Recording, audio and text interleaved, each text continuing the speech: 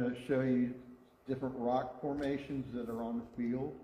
And a lot of them that people don't know where they are because a lot of them are off the beaten path. They're not on the main tour route. You have to go out in the woods and know where they are to find them. That and carvings on the rocks for different things, and we'll talk about that. And if you have any technical questions, I hear there's two geologists here, so I'm not a geologist. I'm a historian. So you've got some questions about the how the rocks were formed. We'll ask Jerry and the other gentleman out here. But so we're gonna get started here. I don't know. I'm just assuming that everybody has been to Gettysburg at least once or so during your lifetime. So some of these rocks may look familiar to you. Like this one here is in Devil's Den. And I call it, I don't know if this is the right thing to call it, but I call it the duck rock because the head of it sort of reminded me of a duck. And back in the 1880s, 1890s, when the veterans were returning back to the battlefield to visit for the reunions, this was a very popular gathering spot. And over the years, they took to carving their initials or their name or the regiment on these rock face, or the faces of the rock there, to the point where they were just polluted with people's initials, and so the government had to come in and actually physically chisel them out because it was just too much. At the time, around 1880s, 1890s, when the veterans reunions were taking place, they had a trolley built that ran from Gettysburg down the battlefield, down the Devil's Den, and there was a park there with a photographer and some amusement, picnic tables and that sort of thing. And it was popular to go down to this area, down to the photographic stand and get your picture taken at the different rock locations. So that's my version of what I call the duck rock. And this is just an enlarged version of the same picture, but it shows you more of Devil's Den, more area of it. And you can see how the size of some of these rocks are just huge. And the Confederates, during the battle, the Confederates actually managed to get up between the rocks after a good deal of fighting, and was able to post sharpshooters in the rocks and picking the officers off on Little Round Top from there. Now, at the bottom of Devil's Den, there's this particular rock, which is pretty good size, and we call that the Elephant Rock. If you look at it, you can see it sort of resembles an elephant. You can see here's the trunk and the body, and the sort of the cracks in the rock make it look like the skin of an elephant as well. That's just the same rock, just a different view. On top of Elephant Rock, this, to our knowledge, this is the earliest date that we found carved in rock on the battlefield. This was D. Forney, 1849. And if I remember right, there were several Forney families, but this D. Forney, I Gettysburg. But the people, the residents of the town would come down to this area just to, as kids or whatever, just to run around on the rocks. But this is the earliest known carving on a battlefield. Now, along with that, and I don't have a picture of it, but one of the veterans, when they came back in the 1880s, 1890s, up from where the D40 is, unfortunately I don't have a picture of this, but there's an American flag and somebody's initials. So a veteran came back here and scribed that in to the top of the rock. And there's no way right now that I could ever get back up there. I've been up there a couple of times when I was young, spry, and ginger. Those days are gone. Get your grandkids to do it. Yeah. Get your grandkids. Okay, now, this rock in particular is pretty interesting. It's called the Sphinx Rock because that's all natural formation. To me, it looks like one of the monsters that Captain Kirk was wrestling on some planet on Star Trek. That's what it reminds me of.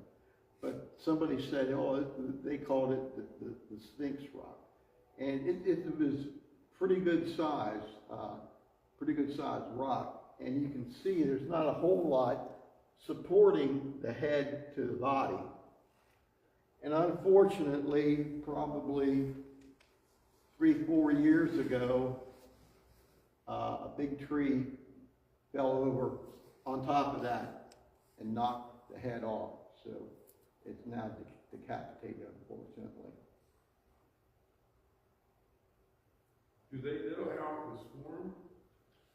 That I've never heard. Did you ever hear, Jerry? No. No, I don't know. Sorry. Okay. This particular rock, and this is very large rock, it's called the Devil's Slipper. This is on Big Round Top. And you can see how well balanced this is, because this rock, the top rock, is just a huge piece of whatever it is. But it's so well balanced on the rock that's supporting it that it just looks like it can't be, sitting there for however long it's been there. But somebody named it the Devil's Slipper, and just below the Devil's Slipper is a formation of rocks that go into the ground. They call that the Devil's Kitchen. So, probably because it's so close to proximity to Devil's Den, that everything up there is, somehow or other related to the devil. Okay, and here's a good one.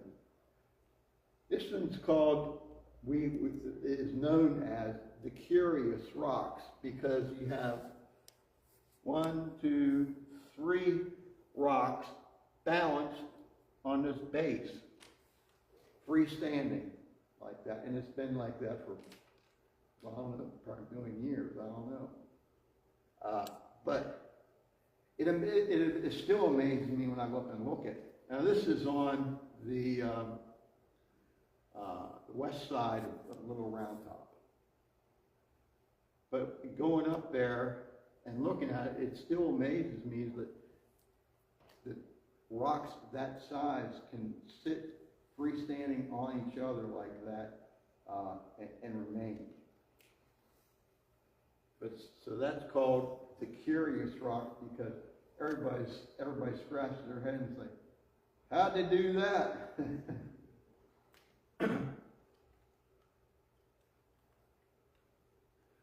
Okay, now we get into some carvings on rocks. This particular carving here, this rock is over on the base of Culp's Hill, and A.L. Coble was in the 1st North Carolina Regiment, which I think was Nichols' brigade, who attacked Culp's Hill on July 2nd and the morning of July 3rd. But he obviously came back as a veteran, found a place where this is where he was fighting from, behind that rock, and put his initials and his regiment in the rock for posterity. And as I said, that's probably one of the better known carvings, because it was discovered quite a while ago. And so this guy was pretty proud that, I guess, that he was here and survived, and he wanted to document it by carving his name and his regiment in at the bottom of Culp's Hill in that big rock. So what did they do? It looks like somebody just took a piece of chalk and wrote it on there. Well, they did. Well, the name is chiseled out, or okay. But yeah, but what happens is people come to see it better. They'll put chalk on it so that it stands out.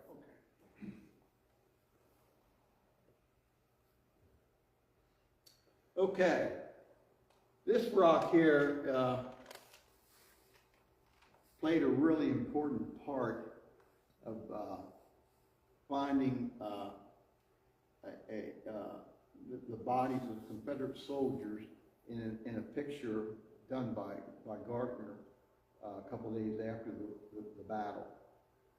Right now, the important thing about the rock is this split right here. If you get back to this. Okay, you can see the Confederate dead that are lined up here to be buried. And if you notice, up here is that rock with the split. And that's how they were able to find, because for years it was always argued that these guys were from dead on the first day of the battlefield, which this proved that this was on the Rose Farm where they fought on July 2nd. And they were in the process of having them buried probably July 3rd, right before Pickett's charge, and then they got taken off the field and they didn't have time to finish burying the bodies. And what's interesting about this is, and you don't see all the bodies that are laying here. You see the bodies laying this way, but there's also bodies going that way in sort of a V formation. And what they would do is they would dig a trench, a big trench, and just throw the bodies in the trench, cover them with dirt, and move on. I don't know if it's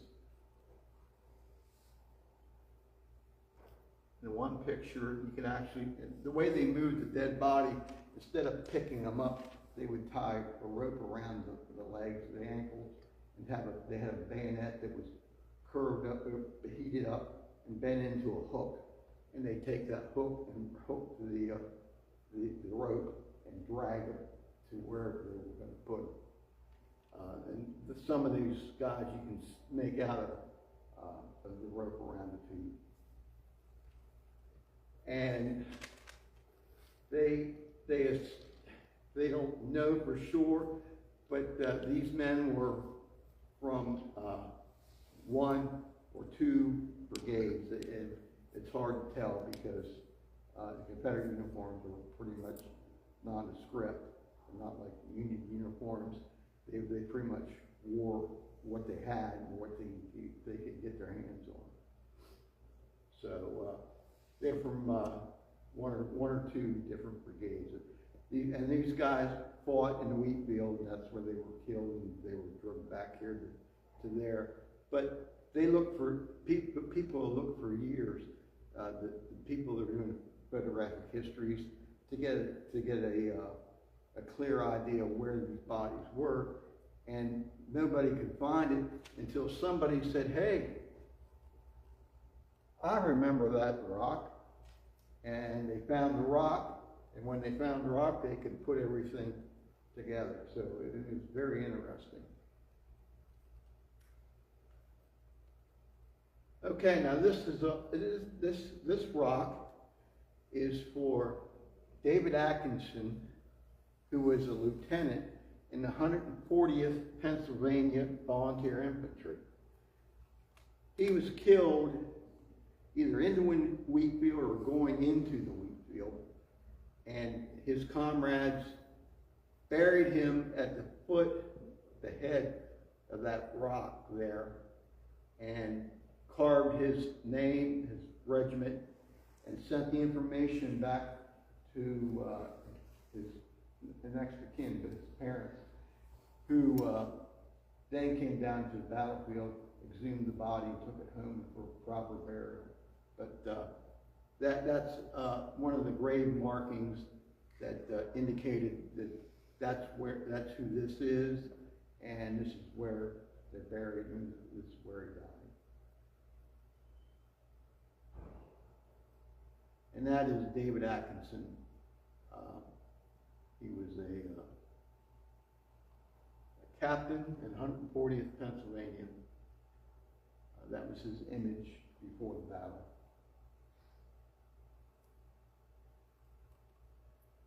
Okay, and here's, might be a little bit difficult to see. There was a rock with this thing carved onto the rock. You can't see it very well here, but there's a Maltese cross and a circle inside, and in the circle there's something, I don't know if it's a cross or what, but it's pretty difficult to make out. But this also is a grave marker. There's two officers from the 64th New York that are buried here. They were killed, they as well were killed going into the wheat field. And one's name was Babcock, and the other one was Henry Fuller. And they were buried together, and one of them in the regiment put that carving on there. And there's some kind of meaning to it, but we don't know. First I thought it was corps badges, because each corps had a different identification badge. And one for the 5th Corps was a Maltese cross, and the circle was in the 1st Corps, but neither one of them were in neither of those corps. But the more you look at it, there's something here in the center which could be a cross. So I think it's more religious in nature than dedicated to the Army.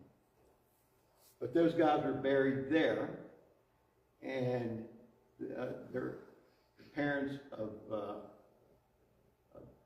Babcock came along with the Fullers and exhumed the body, found the grave, exhumed the body, and took those bodies home for proper interment.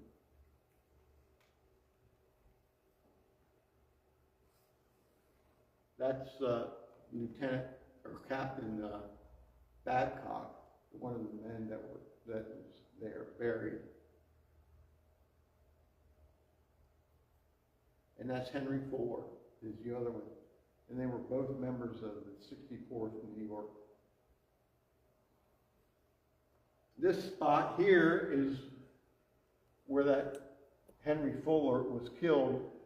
This is just outside the wheat field, headed up to the ridge up here where the Confederates gathered for the assault. And where this marker sits was the trolley trail that came down after the 1880s. It came down that way. It was flattened out, and they had tracks that took the trolley and around, and that's where that was installed. They think that's where he fell. Okay, now this is a monument to two New York regiments, the 102nd and the 78th New York. What's interesting about this monument is there's a lion inside the monument. If you can make it out, here's the head, and the body, and the paw. Now, I don't know. I think it's all part of one rock, and maybe they carved it down a little bit more to accentuate it. But if you look hard enough, you can see the features. So that's the interesting things about some of these monuments is there's probably more going on with the monument than what you see or at first glance. Like that, you just look at, oh, there's a bunch of rocks. But if you look at the rocks a little bit closer, you can see, well, you know, it looks a little bit like a lion. And that's what it's supposed to look like. But this is one of the few regiments, or a few monuments on the field that are actually to two different regiments.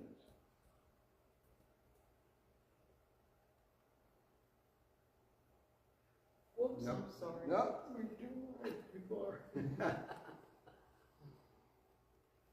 A sneak peek of what's to come. Yeah. Next week is, okay, this one, it says PB. I actually found this at the base. This was on a rock base that was there on the field that they put the monument on top of the base. So they used an original piece of stone that's already there for the base for the monument. But on that rock is carved in there PB. I don't know what PB is or who he is, but the monument on top of it is the 5th Michigan Infantry. So I haven't been successful yet to find if anybody in the 5th Michigan Regiment had initials of PB. And I just happened to come across it. I was looking and it's like, oh, it says PB. So it's somebody, either a veteran put that there, or maybe a mason that was working on the monument might have chiseled it in. But anyway, that's something that probably most everybody will walk by and never see. Because it's not, but the picture shows it a lot bigger than, actually the letters are about that high.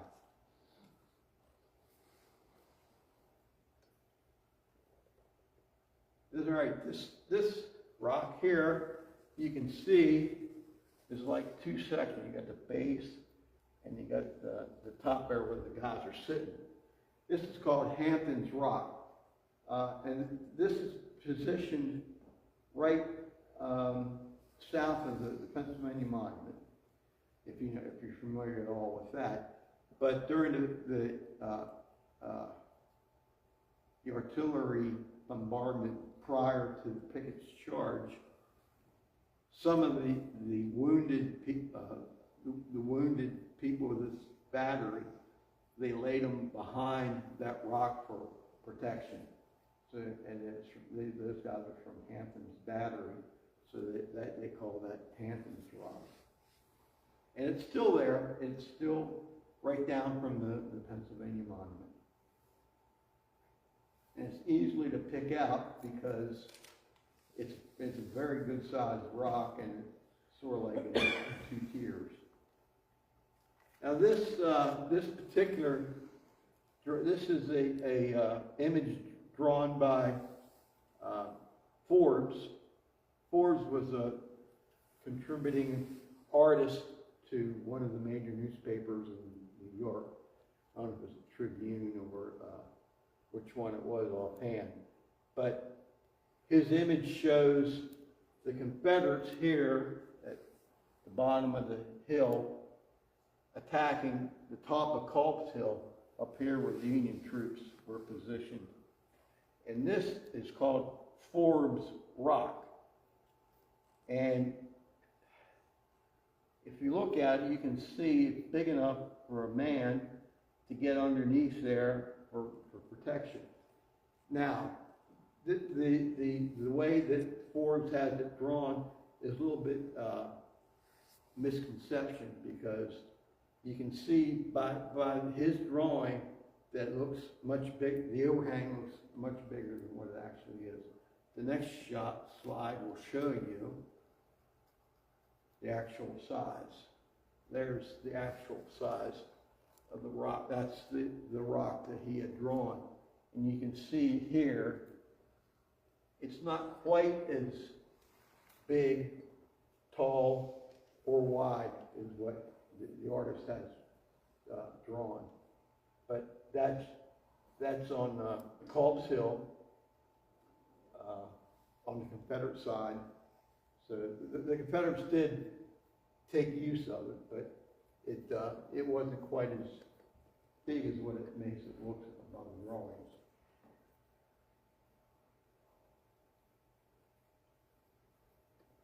And here's another protective rock.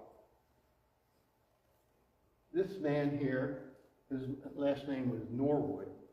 He was with the artillery. He was with the 9th Massachusetts Artillery. The 9th Massachusetts was the last to leave the federal line that was in the peach orchard and up toward the wheat field. There was a whole string of cannons on that road. The 9th Massachusetts, this was their first major engagement in the war. This late in the war, it was their first engagement. But the chief of artillery told them, you have to hold this spot so we can get the other cannons off the field because the Confederates were overrunning everything. And they actually overran his battery as well. Norwood was wounded, and he was laying out under a cannon, and the Confederates saw him and said, "You can't be here. You're going to kill me." They actually took him to the back of this rock for protection, so that he wouldn't get killed by shrapnel or bullets.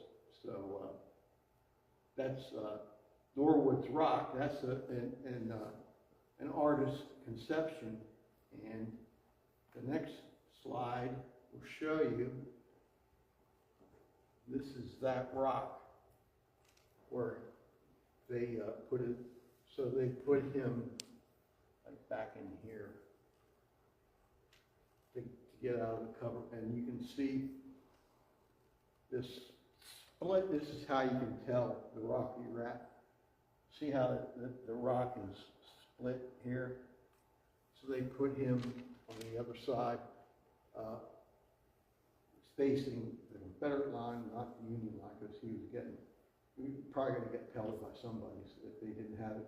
He was just sitting out there by himself. But they gave him some help, assistance to get back behind that rock, and gave him a little bit of water to help him along. So you'll find lots of accounts, not just at Gettysburg, but all through the war, where even as they were fighting and killing each other, they would have compassion and help those that needed it, or on the other side. Okay, the last slide. Believe it or not, this is a dinosaur footprint. It's on a bridge at the base of Big Round Top, where Plum Run goes across, goes underneath this bridge. But you can make out the features.